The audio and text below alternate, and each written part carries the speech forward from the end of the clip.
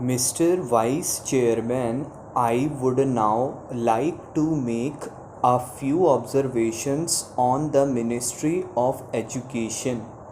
Education is basic to any national regeneration.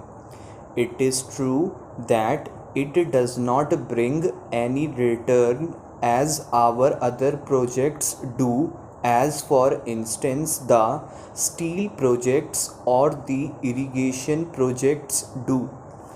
But this is the investment that is designed to help building up of the human material. It is agreed that education has expanded after independence and during the plan periods, but it is a matter for concern that the content of education has not been equal to our expectations. Even today, we are engaged in experimenting with all types of education from the basic stage up to the university level. It is not clear, I presume, that the basic pattern of education of which so much was said and written is accepted as a success even today. Where do we stand with regard to the basic pattern? It seems to be the position that all arguments are in favor of that type of education, but all proof is against the success of such a type of education. Where does the government stand with regard to this type of education? We swore by the basic type of education because it was discovered by the father of the nation. But if it has been a failure, why should not the government say that that is the position? Then again, take secondary education and also collegiate education. 3 years ago, it was said that all universities should have 3-year degree courses, and some universities which were reluctant to accept this reform were more or less compelled to do so, and they accepted it. Now, certain universities find that this scheme is not working satisfactorily, and they feel that they should have a 2-year course in the college before students could enter the degree course. I mention this to show that this eternal tinkering with education should stop, and it should not go on like this. This uncertainty is not only with regard to the main objective of education, the main structure of education from the primary to the collegiate level, but also with regard to the courses of studies, and also with regard to the language or medium of instruction. Mr. Chairman, up to the secondary stage, it has been accepted that the medium of instruction should be the regional language.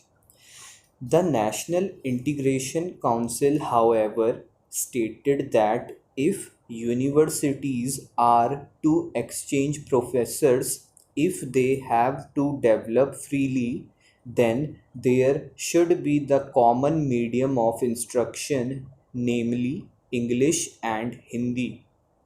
Now, at the latest National Integration Council meeting, we are told that the medium of instruction in the colleges should also be the regional language ultimately. And if that comes to pass, I ask, how will national integration be achieved? It is permissible to envisage a stage if the scheme of the National Integration Council is implemented, where different universities will have different medium of instruction, and the men that will be drawn from these universities will have to man the judiciary of the land and the all India services, but they will not be able to serve in a state other than the one in which they were educated. How can integration be achieved? We are working at cross purposes.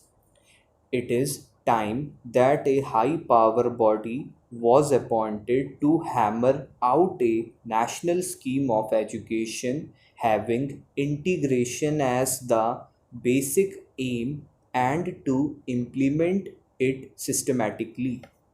The present method of meddling at every stage of education, the present climate in which we are not clear about the medium of instruction at different stages, is causing concern to the parents, to the pupils, and weakening the country in the process.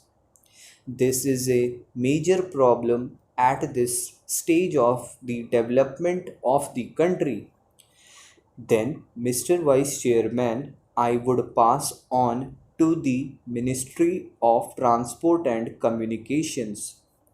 According to this ministry, we are to build a system of national highways, provincial or state highways, an integrated system of communications from the village upwards, but the central government is concerned with the construction of national highways. It is good to have a fine system of national highways.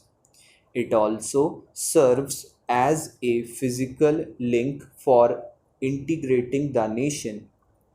It is good, but this planning of construction of national highways without regard to the development of railways and the development of industries in the regions in which the highways are proposed to be constructed will be something beyond our means at the present moment.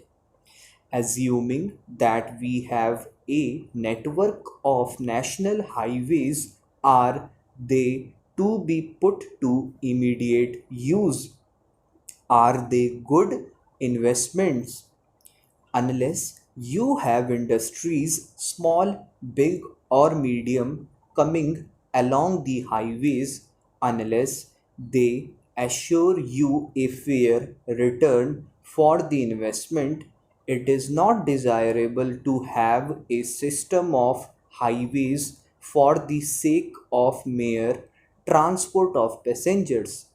In other words, we should have a scheme of priorities for the national highways so that they can be looked after.